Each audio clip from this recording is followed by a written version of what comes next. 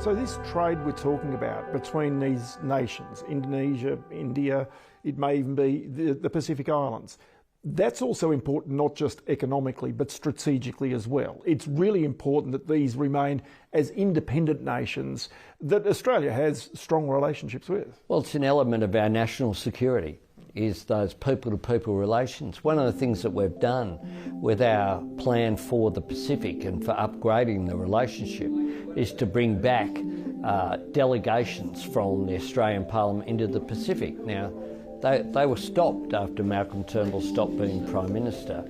That doesn't make any sense. We can have important relations with our Pacific Island neighbours, but indeed with the whole of the region.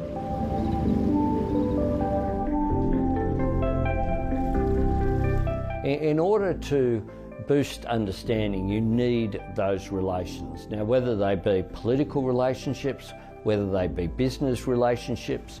When I travelled to Jakarta, I travelled with the head of the Business Council of Australia, Jennifer Westacott, the head of Telstra, the head of the Commonwealth Bank, serious players from the business community in Australia, and we had a Indonesian-Australian Business Association dinner attended by hundreds of people on very short notice.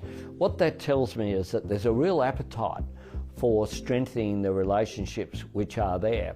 And Australia in particular has, I think, a lot to offer the region.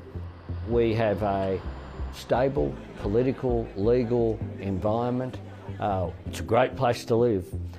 So for companies as well in the United States or from Europe that want to launch themselves into the region, Australia is a very good place to have a base, to have that input to our north, to our west and to our east. And that's a huge opportunity for them as well, but that will bring, of course, income and economic activity here to Australia. Ross, our prosperity relies on the fact that we're able to export our goods, our services, our products.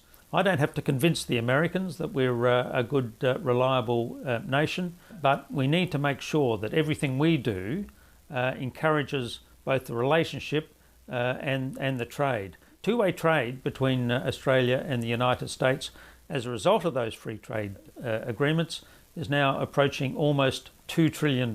It's way up there. They're one of our best trading partners. They're reliable trading partners, and we've got to build on those agreements. And of course, with a free trade agreement, one of the sticking points that's always there is farming agreements, agricultural agreements, and Europe's farmers are very strong in this regard. How do those types of sticking points be overcome as these negotiations take place?